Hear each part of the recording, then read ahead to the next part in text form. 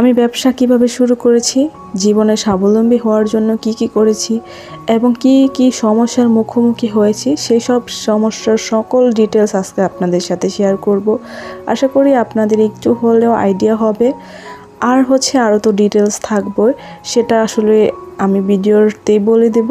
তো আশা করি আজকের ভিডিওটা আপনাদের অনেক উপকার আসবে, বিশেষ করে যে আপুরা ঘরে বসে উদ্যোক্তা হতে চান বা স্বাবলম্বী হতে চান, সেই সব আপুদের জন্য আশা করি আজকের ভিডিওটা অনেক উপকারে আসবে। আসসালামু আলাইকুম, আমি শারমিন দোলা, শারমিন মম ব্লগ চ্যানেলে আপনাদের সবাইকে স্বাগত জানাই। কাছে এবং দূরে, দেশ ও দেশের বাহিরে যে যেখান থেকে আমার ভিডিওটি দেখছেন, আশা করি আল্লাহ তাআলার অশেষ রহমতে আপনারা অনেক ভালো আছেন। আলহামদুলিল্লাহ, আমরাও অনেক ভালো আছি। আজকের ব্লগটা আমি সকাল থেকেই শুরু করছি। আর আজকে সকালে তৈরি করছি রুটি আর বড় ডাল বা বুটের ডাল বলতে পারেন, সেটা পাতুরি হোটেল স্টাইলে রান্না করছি।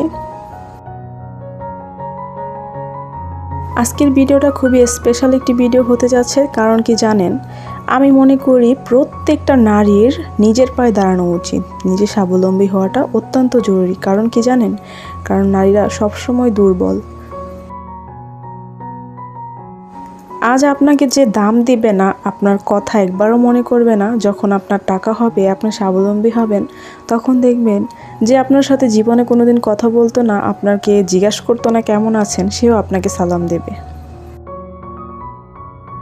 সবচেয়ে বড় কথা কি জানেন, টাকার অনেক পাওয়ার। আর যদি আপনার মেধা থাকে, আপনি আপনার মেধাকে খাটিয়ে অনেক কিছু করতে পারেন।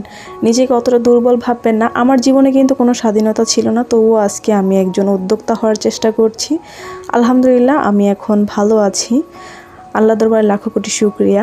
তো যাই হোক, অনেক কথাই বলে ফেলেছি। এদিকেই তো আমি খাওয়া দাওয়া করে নিয়েছি, আর রুটি বানিয়ে সবাইকে খেতে দিয়ে দিয়েছি। সবার শেষে আমি খাবারটা খেয়েছি। প্রথমে আপনাদেরকে আমি যে প্রোডাক্টগুলো দেখাচ্ছি, সেগুলো আমার বিজনেসের তৃতীয়বারের প্রোডাক্ট বা চতুর্থবারের প্রোডাক্ট। আমি সর্বপ্রথম 1 থেকে 1.5 বছর আগে 5,000 টাকা দিয়ে ব্যবসাটা শুরু করেছিলাম। কীভাবে জানেন, আমি নিজে পরার জন্য কিছু ড্রেস এনেছিলাম, মানে ওইরকম নিয়াত করে এনেছিলাম যে যদি সেল না হয় তাহলে আমি ড্রেসগুলো পরে ফেলবো, কারণ তখন আমার জামার প্রয়োজন ছিল। আমরা এরকম হয় না যে 10-5 হাজার টাকার জামা কিন্তু একসাথেই বানাই, তো সেরকমই। তো ভাবলাম নিজের পরার জন্য তো প্রয়োজন, তো যদি সেল না হয় তাহলে আমি নিজে বানিয়ে ফেলবো। কিন্তু আমি কাউকে বলিনি যে আমি সেলের জন্য এনেছি। আমি এমনি বলেছিলাম যে আমি পরার জন্য এনেছি, তো এখন আমার এতগুলো লাগবে না, সেই জন্য আমি সেল করে দেব। তো আমি যে টাকা দিয়ে কিনে এনেছিলাম, তখন আমি কম দামের প্রোডাক্ট এনেছিলাম, 500-550 টাকা দামের প্রোডাক্ট এনেছিলাম, তো বাড়িতে রাফ ইউজ করার জন্য। তো সেক্ষেত্রে আমি